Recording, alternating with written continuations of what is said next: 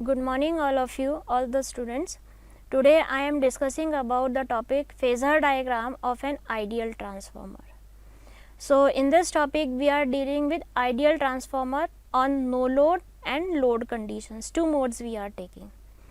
As I have already discussed in the previous lectures about transformer diagrams, their construction, ideal conditions, what is called as ideal transformer, that means ideal transformer is one which is having 100% efficiency, no losses, input is equal to output.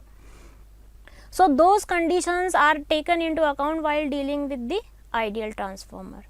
So firstly we are dealing with ideal transformer at no load condition. As you can see in this diagram, figure 2.8, it is showing ideal transformer at no load condition. No load, that means when there is not any load on the other side or the secondary side. You can see in this diagram switch S, it is open. Until and unless this switch is closed, the load will not be connected on the secondary side. So in this transformer, one common parameter is what? Mutual flux, magnetic flux, phi m, okay, which is linking with both primary and secondary side. As soon as we are applying the primary terminal voltage V1, current is there I phi, inducing the self-induced EMF on the primary side E1, then EMF is common in the both primary and secondary side, and due to the cutting of this flux, the secondary mutual induced EMF, that is E2, is developed.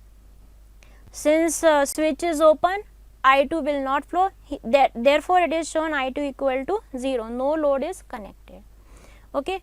So as it is written here, we can see here that the phasor diagram of an ideal transformer at no load conditions, that is secondary current is 0, I2 is 0, and different load conditions we can consider like resistive load, inductive load, capacitive load.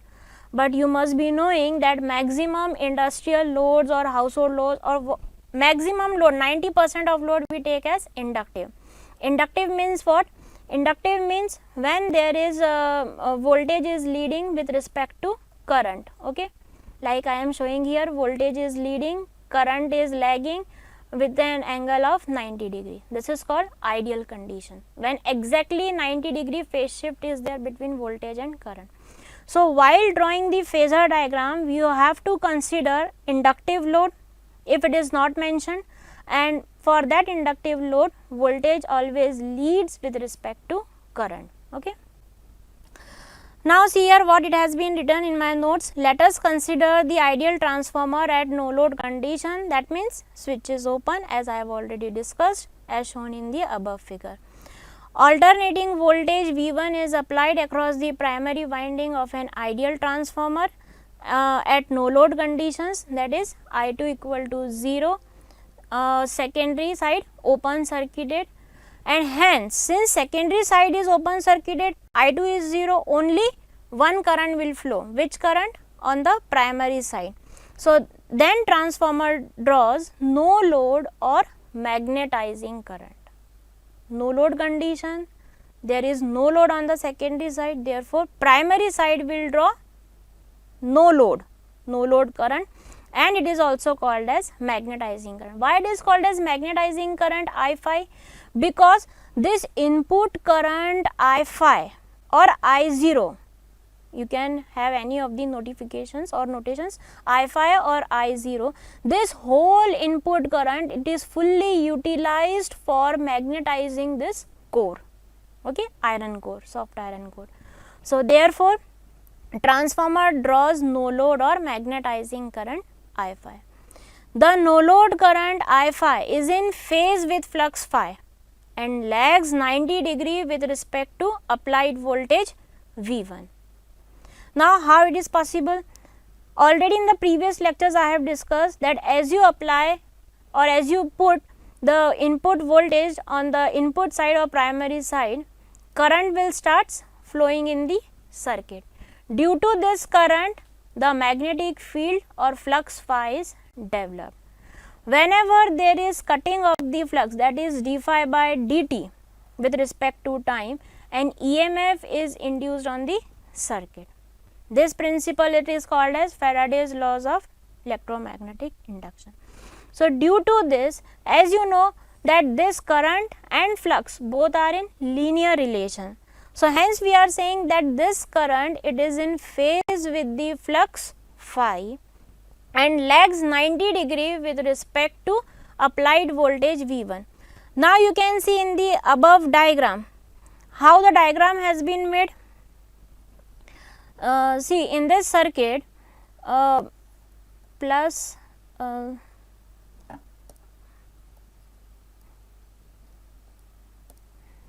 in this circuit AC input voltage Vs, or you can write V1, then I phi has been shown,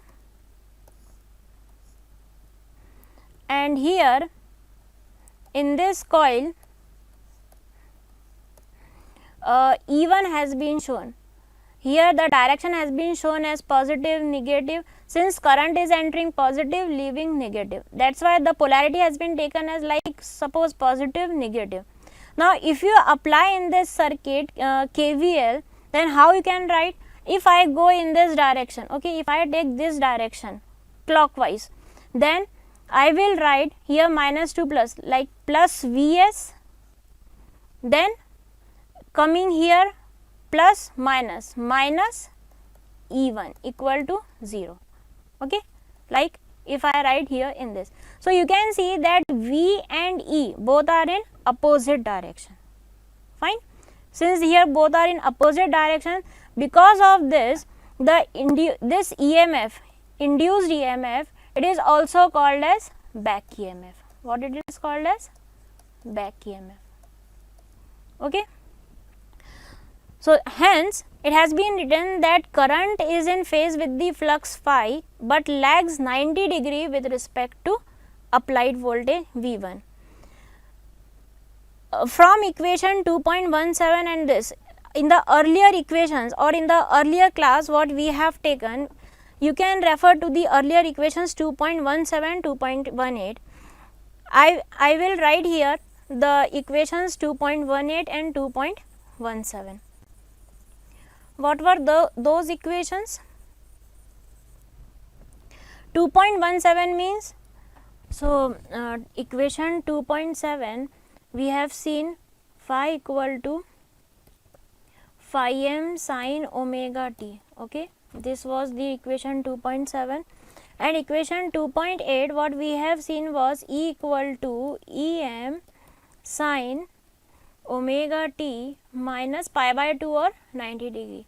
You can refer the previous lectures, you can see there we have already discussed about these topics, okay. So, from this what we can see, here in this equation Em, we have also seen Em was equal to n phi m omega m. So, if you put this term in this one, what we can see that this induced EMF and this flux, they are having a phase shift of 90 degree, okay. Induced EMF and flux, you have the phase shift of 90 degree, minus means lagging. So, therefore, you can say that E and phi m, induced EMF and flux are lagging, that means lags by an angle of 90 degree, okay. Induced EMF lags with respect to phi m by an angle of 90 degree. So, again see here what we have written, equation 2.7 and from equation 2.8 it is clear that induced EMF in primary winding lags 90 degree with respect to flux phi f. This can be seen in this diagram. You see here this figure 2.9 phasor diagram, okay. While drawing the phasor diagram, what we usually do, we always take one reference axis, okay. First of all, we always take reference axis. So, reference axis, which parameter we take as reference axis? We always take that parameter which is usually common in the circuit, like for series circuit. If current in series circuit current is common, so we always take current as the reference parameter. In parallel circuit, since voltage is common, we always try to take voltage as a reference circuit. Now in this transformer, flux phi m, mutual flux, which is common to both primary and secondary side, okay, we are taking reference as phi m. Usually what we have seen, that no load current is in phase with the flux phi, okay. So therefore we have drawn here current I phi, okay. No load current or magnetizing current, it is in same phase with the flux phi m. What another thing we have studied, that from these two equations it is clear that induced EMF in primary winding lags 90 degree with respect to flux. So if you want to draw EMF, how you will draw here EMF, okay. EMF primary side E1 lags by an angle of 90 degree. Flux is leading and EMF is lagging with respect to 90 degree.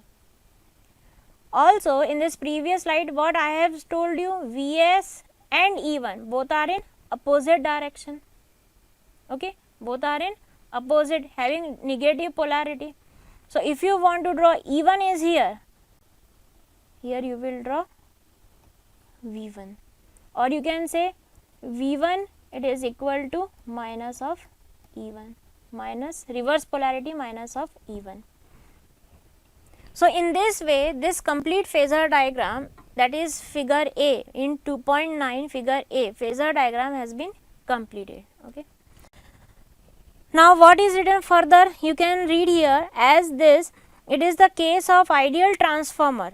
Since what we are dealing with ideal transformer, so therefore primary and secondary induced EMF, that means E1 and E2 are of same magnitude and in same phase because no losses in ideal transformer. So therefore it has been written E1 equal to E2. So in the same phasor diagram I have also shown, or here it has been shown E1 equal to E2 and E2 equal to V2. Why? Because you can see above it has been written as at no load condition secondary current it is 0. So therefore the induced EMF equal to terminal voltage, secondary terminal voltage, okay. So therefore E1 equal to E2 equal to V2. The phasor diagram has been shown, and similarly the timing circuit has been shown, that means flux and current both are in same phase has been shown, and EMF it is lagging by an angle of 90 degree, it has been shown in the diagram. I think it must be clear now, okay. Now ideal transformer on load condition. We have seen up till now ideal transformer on no load, it was very easy, no load. So now we will talk about on load condition. On load means now you have to close the switch, okay. Switch has been closed, now the current I2 will starts flowing in the secondary side, that means load is connected on the secondary side. So what we have written here now you can see here, consider the load impedance Z. Are you seeing the diagram Z? Consider the load impedance Z is connected across the secondary winding, okay. Now load has been connected having the impedance Z. Since remember always, since this is the AC circuit, okay, if there is AC circuit then we always take impedance, if there is DC circuit we always take resistor, okay. Impedance means R plus imaginary term and reactance R plus Jx. Here we take into account the reactances of inductor and capacitor, but for DC circuit Z is always equal to R, impedance is always, only in the DC circuit there will be always this resistor, okay, impedance will be equal to resistor. So transformer, as we have discussed earlier in the previous classes, that transformer is a AC device, so we will consider impedance with equal to R plus Jx. So now impedance Z is connected across the secondary winding, that then current I2 starts flowing through load Z as shown in the above figure. Now since the secondary winding resistances are 0, so again E2 equal to V2. Initially E2 was equal to V2 because no load. Now here since we are connecting the load, but what I have told here that Z was equal to R plus Jx. Okay. Now what since ideal transformer is there, ideal transformer means no losses, losses usually takes place in resistor. Okay, resistor. So if there is no resistor, Z will be equal to only reactance. Okay. Since the secondary winding resistance are 0, hence E2 equal to V2, no losses, no resistor. According to Lenz law also I have discussed earlier. What is Lenz law? That means induced EMF and its cause, that means flux, are in negative directions, opposite polarity. The direction of current I2 is such that the secondary MMF F2, MMF means it is the product of N into I. Now secondary MMF F2 equal to product of secondary N2 and I2. So according to this Lenz law, the direction of current I2 is such that the secondary MMF F2, that is equal to N2 I2, is opposite to mutual flux phi m. Okay, that is secondary MMF F2 tends to reduce the mutual flux phi m. What does it mean? That means according to Lenz law, the direction of I2 and what it produces, or what is the result, flux phi m. Okay. So I am saying that now according to the Lenz law, the direction of the current I2 is such that the secondary MMF F2 is opposite to mutual flux phi m. That means what? Secondary MMF tends to reduce the mutual flux phi m. Try to understand this concept. Now according to Lenz law, we actually have seen that E equal to minus N d phi by dt. Okay, minus N d phi by dt. That means induced EMF, flux, both are in opposite direction. But as I have already told you in the cycle that d phi by dt produces EMF, and this EMF in turn generates current. Okay. Now these two parameters are in opposite direction and this is in direct relation, both are in direct proportion. So therefore we can say that this current is also in opposite direction to that of flux phi. Hence it has been written that according to Lenz law, the direction of current I2 is such that the secondary MMF is opposite to mutual flux phi m. Okay. That means this MMF tends to reduce this mutual flux phi m. This force, this magnetomotive force due to this current I2 tends to reduce this mutual flux phi m. Now if this flux phi m is reduced, then what will it will affect? This phi m in turn will reduce E1. Okay, on the primary side.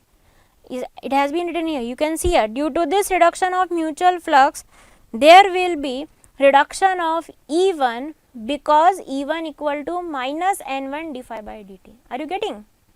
All these parameters are related to each other, and in one of the parameters if there are changes, it will affect the other parameters. Okay.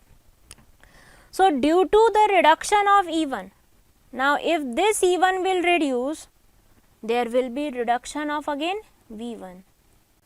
This is a chain, this is a complete chain. Okay, because E1 equal to minus E1.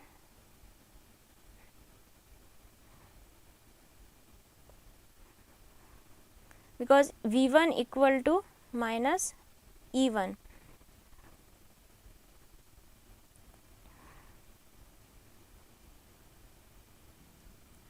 So since you can see that here minus means it is in opposite polarity, okay. But what we can say that V1 has to be kept constant. If we are using single phase supply, so we have to keep it at 230 or 240 volt, okay. This can never be changed, this has to be kept constant. If this is constant, if this term is constant, then the induced EMF E1 and flux which is developed, it has to be constant. ठीक है, अब आपको समझ में आ रहा है? अगर ये सब चीज़ें constant रहनी है, if this has to be constant, so what has to be done? This can happen only when primary winding draws more current I1 from alternating voltage source V1. Try to understand these lines.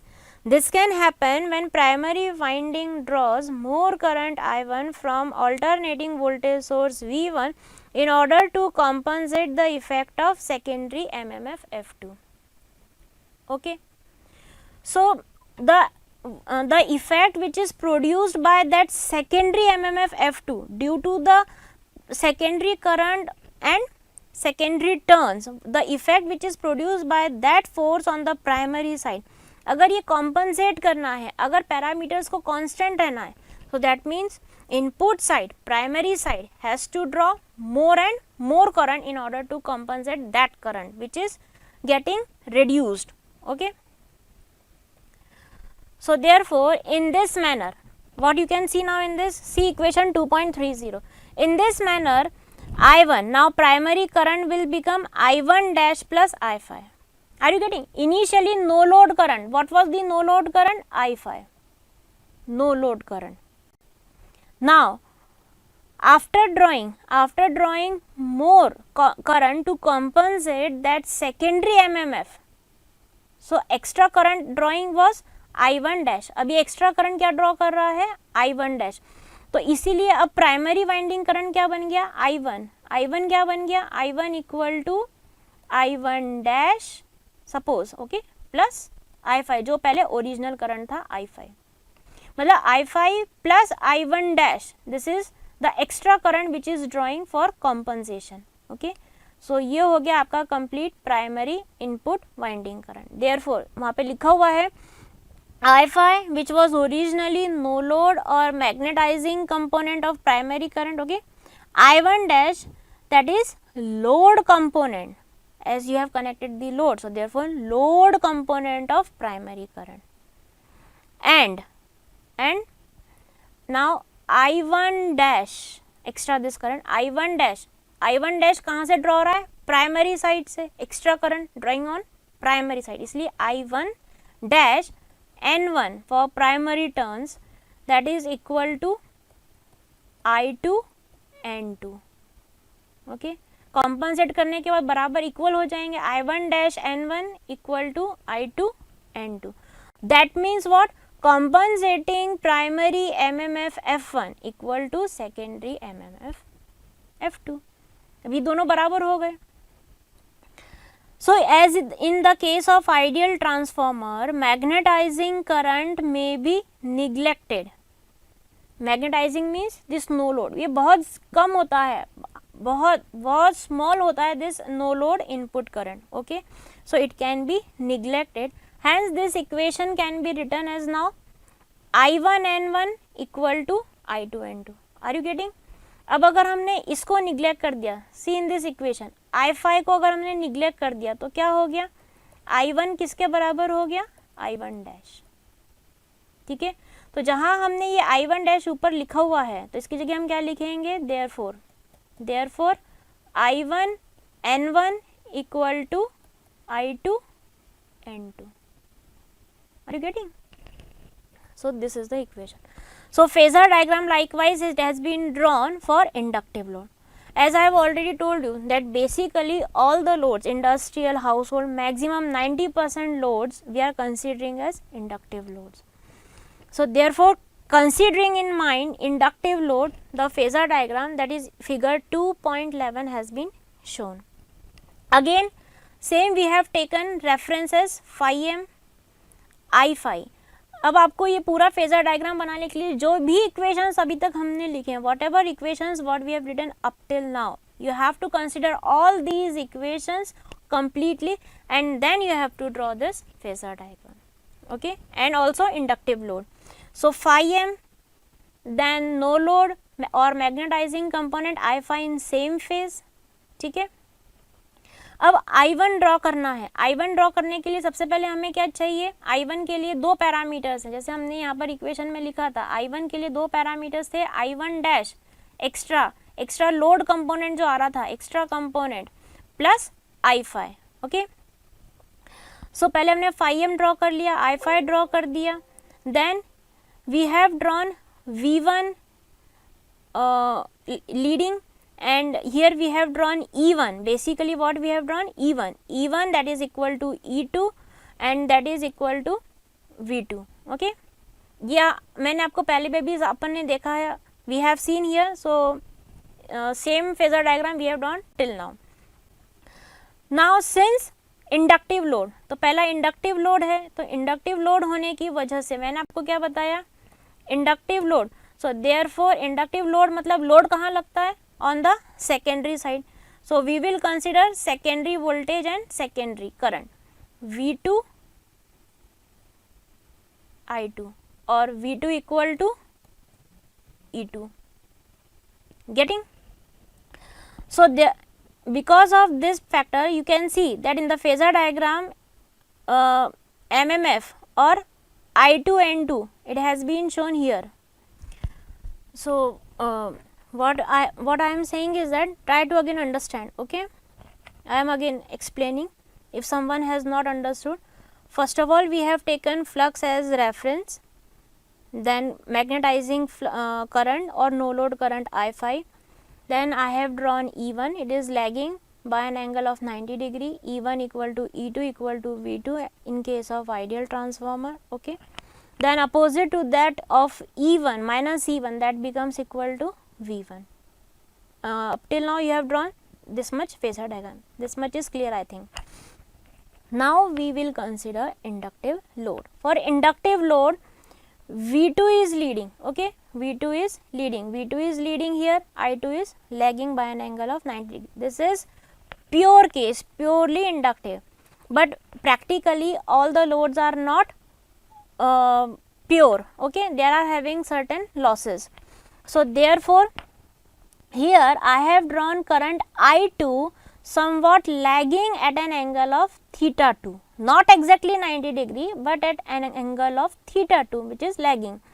So where there is current I2, there in the same phase it will be F2, because F2 equal to I2 N2. Okay, MMF, F2 equal to I2 N2 in the same phase. So therefore here we are considering this no load component I phi. So therefore this I2 will be equal to I1 dash. How it will be equal to I1 dash? You can see here I2 equal to I1 dash in this equation 2.31. Okay, can you see here this equation 2.31. Okay, so I2 equal to I1 dash, I2 equal to exactly I2 equal to I1 dash. Okay, but in opposite direction. Okay, so I have drawn exactly 180 degree phase shift I1 dash. Now after combining this I phi and I1 dash, drawing parallel lines from both these points and combining this phasor, we will get I1. Okay, let me show here. Once you have drawn here, see here is I1 dash and here you have drawn I phi. Okay, तो resultant phasor आप कैसे draw करते हैं, इस point से इसके parallel में आप ड्रॉ करेंगे और इस पॉइंट से इस वाले फेजर के पैरेलल में ड्रॉ करेंगे like this. Okay, now join this, it will become I1. ठीक है, so this is the complete phasor diagram for inductive load. Now you can read here as shown from figure 2.11, the secondary current I2 lags the voltage V2 by angle theta 2 because the load is inductive in nature. Load is inductive but we are not taking pure load. If load is resistive in nature, अब दूसरा case ये है कि अगर load हमारा resistive होता है then this angle theta 2 becomes 0. Obviously अगर हमारा लोड रेजिस्टिव है, रेजिस्टिव लोड का मतलब क्या होता है, let me show here. Resistive load means what, in which current and flux both are in resistance and voltage both are in same phase. Suppose this is the, so suppose what does it mean, resistive nature means what, when I have drawn here current and voltage both are in same phase. Okay, voltage and current are in same phase. This is for resistance, resistive nature. Okay, so you can see the purely resistive load, the phasor diagram for this purely resistive load. Flux has been shown, again E1, E2 and V2 has been shown. Now since purely resistive load, on the secondary side theta 2 will be equal to 0. Okay, V2, I2, so theta 2 will be equal to 0. Getting my point? So this complete phasor diagram has been shown here. Similarly for capacitive load, you can see in the above it has been written, if load is resistive in nature, then this angle theta 2 becomes 0, and if load is capacitive in nature, for capacitive opposite to inductive load, I2 is leading, V2 is lagging. Again for pure capacitive load, angle is 90 degree. So for capacitive, current always leads and voltage always lags. Okay, so this angle theta 2 becomes leading in nature, hence phasor diagram for purely resistive and capacitive load has been shown. Again you can see in this capacitive load, flux, then E1, E2, V2, V1, E1. These are the common terms which what we are drawing already. So we have drawn here. Okay, since capacitive load, current will be leading by some certain angle theta 2. You can draw here by some certain angle theta 2. Okay, not exactly pure 90 degree. Opposite to I2. Now here initially we have taken I1 dash. Okay, plus I phi. Now here we have neglected I phi, so I1 dash becomes totally equal to I1. Okay, in the here I have shown you I1 dash equal to I1. So therefore neglecting I phi, if we neglect, then I2 becomes equal to I1. Okay, then theta 1, and this is the complete phasor diagram. So here is the complete phasor diagram of the ideal transformer at load and no load condition. This is a very important topic, usually asked in the universities that explain ideal transformer at no load or on load conditions. So I think now it is very clear to you. You can easily draw now phasor diagrams. Okay, thank you.